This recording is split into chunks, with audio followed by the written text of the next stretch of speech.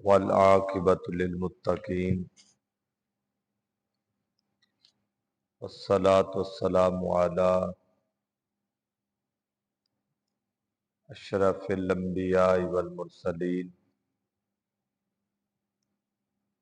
اما بعد فاعوذ باللہ من الشیطان الرجیم بسم اللہ الرحمن الرحیم ان اللہ وملائکتہ یصلون علی النبی یا ایہا الذین آمنوا صلو علیہ وسلموا تسلیما الصلاۃ والسلام علیک یا سیدی یا رسول اللہ وعلی آلک واصحابک یا حبیب اللہ الصلاۃ والسلام علیک یا سید المرسلین وعلی آلک واصحابک یا خاتم النبیین۔ اللہ تبارک و تعالی جل مجدہ کی حمد و ثنا حضور نبی رحمت صلی اللہ تعالی علیہ وسلم کی بارگاہ عالیہ بے پناہ میں بے پناہ ہدیہ درود و سلام اللہ کریم کا کروڑہ بار احسان ہے۔ خالق کائنات نے ہم سب کو آج ماہ رمضان کی 19ویں صبح روزے کے ساتھ دیکھنی نصیب فرمائی۔ اللہ کریم اسے اپنی پاک بارگاہ میں قبول فرمائے اور ہمیں ماہ رمضان کے بقیہ روزے اہتمام کے ساتھ رکھنے اور اپنے قیام اللیل کو بڑھانے کی توفیق عطا فرمائے۔ احباب ذی وقار، ماہ رمضان کے آخری عشرہ میں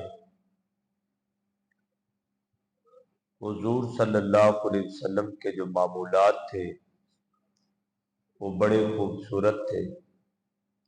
انہی میں آخری عشرے میں حضور اعتکاف فرماتے تھے۔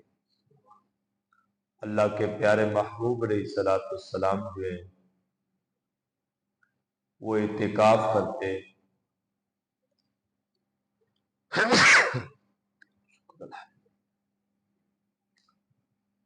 حضرت اما عائشہ صدیقہ رضی اللہ تعالیٰ عنہ فرماتی ہیں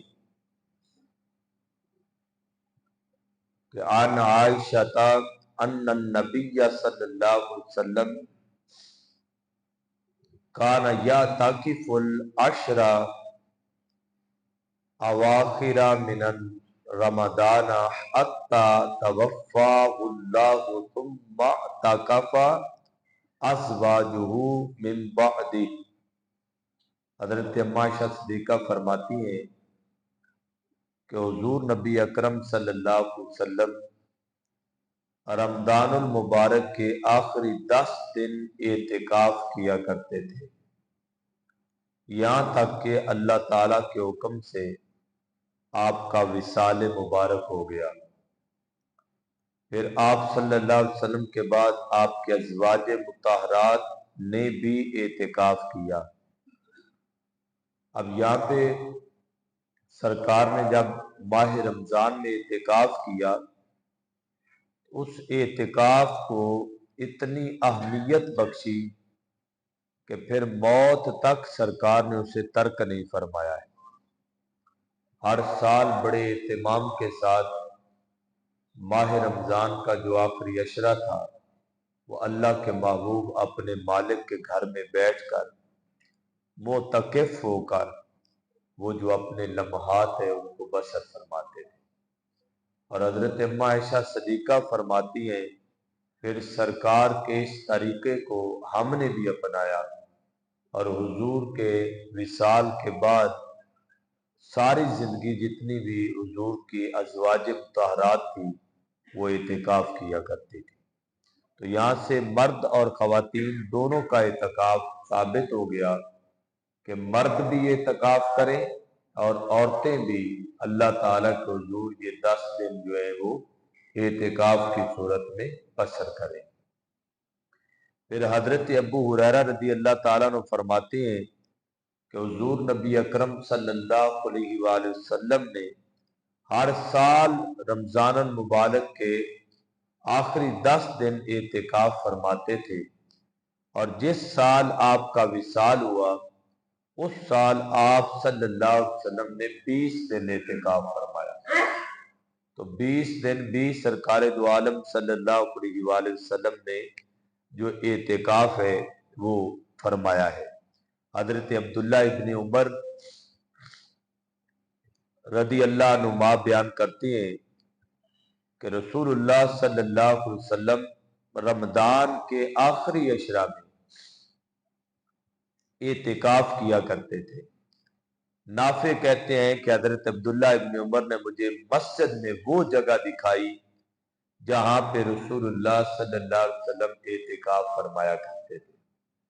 تو مردوں کا جو اعتکاف ہے اس کے لیے بہترین اور جو موزوں جگہ ہے وہ مسجد ہے، کہ جو مرد اعتکاف کریں تو ان کی اعتکاف گاہ کی جو جگہ ہے وہ اللہ کے گھر میں ہونی چاہیے، مسجد میں ہونی چاہیے، مسجد کے اندر اعتکاف جو ہے وہ کرنا چاہیے۔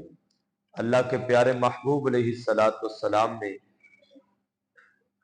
حضرت عبداللہ ابن عمر سے روایت ہے کہ حضرت عمر نے حضور نبی اکرم صلی اللہ علیہ وسلم سے دریافت کیا کہ میں نے دور جاہلیت میں ایک منت مانی تھی کہ خانہ کعبہ میں ایک رات کا اعتکاف کروں گا۔ تو آپ صلی اللہ علیہ وسلم نے فرمایا اپنی منت کو پوری کرو، کہ یہ اتنی اعتکاف کا جو معاملہ ہے یہ بڑا سنجیدہ قسم کا ہے، بے شک یہ دور جاہلیت میں بھی مانی گئی منت تھی، تو آپ کو اس کو پورا کرنا پڑے گا۔ اللہ کے پیارے محبوب علیہ السلام نے اعتکاف کی ترغیب دلواتے ہوئے فرمایا اللہ کے رسول صلی اللہ علیہ وسلم جب اعتکاف فرماتے تو آپ کے لیے ستون توبہ کے پیچھے تخت یا بستر بچھا دیا جاتا۔ اللہ کے محبوب علیہ السلام اپنی کمر کو باندھ لیتے، اور 10 دن اعتکاف کا مطلب یہ ہوتا ہے کہ اللہ تعالیٰ کے حضور اس طرح بسر کرنا کہ کوئی لمحہ بھی یاد خدا سے غافل نہ ہو، اپنے رب کی یاد کے اندر بندہ مست رہے، ساری رات جاگ کر دن کو روزے کی حالت میں اپنے رب کے حضور توبہ کرے۔ اور وہ جو ستون ہے ستون توبہ، اس ستون کا نام ہی اس لیے ستون توبہ رکھا گیا کہ اس کے دامن میں بیٹھ کے اللہ کے محبوب کثرت کے ساتھ توبہ فرمایا کرتے تھے، اور کئی لوگوں کی بھی توبہ اس ستون سے منسوب ہے کہ جنہوں نے اس ستون کے ساتھ بیٹھ کے توبہ فرمائی۔ اللہ کے رسول نے فرمایا اعتکاف کرنے والوں کے بارے میں، فرمایا وہ گناہ سے روک دیتا ہے۔ جب بندہ اعتکاف کرتا ہے تو اس اعتکاف کا مقصد کیا ہے؟ اللہ کے محبوب علیہ السلام نے فرمایا کہ اعتکاف وہ ہے جو بندے کو گناہوں سے روک دیتا ہے۔ اس کے لیے ایسی نیکیاں لکھی جاتی ہیں جو تمام نیکیوں پر عمل کرنے والوں کے لیے لکھی جاتی ہیں۔ ایک بندہ سارا دن مختلف نیکیاں کرتا رہتا ہے، لیکن اعتکاف کرنے والا بیٹھ کے صرف اپنے رب کو یاد کرتا رہتا ہے، تو وہ بندہ جو سارا دن مختلف نیکیاں کرتا رہا اور ثواب پاتا رہا، یہاں پہ جس نے صرف بیٹھ کے اللہ اللہ کی، اللہ کے محبوب نے فرمایا اللہ اسے ساری نیکیاں عطا فرما دے گا۔ پھر حضور صلی اللہ علیہ وسلم نے فرمایا جو شخص اللہ تعالیٰ کی رضا کے لیے ایک دن اعتکاف کرتا ہے، اعتکاف کے لیے بیٹھتا ہے، اللہ تعالیٰ اس کے اور دوزخ کے درمیان 3 خندقوں کا فاصلہ کر دیتا ہے۔ ایک خندق جو کھودی جاتی ہے وہ گہرائی پر مبنی ایک خندق اللہ 3 خندقیں اس کے راستے میں اور جنت جہنم کے راستے میں کھود دیتا ہے. ہر خندق مشرق سے مغرب کے درمیان فاصلے سے زیادہ لمبی ہوتی ہے. جتنا آپ مشرق میں کھڑے ہو تو مغرب آپ کو نظر آتا ہے. اتنا فاصلہ ایک خندق کا ہے.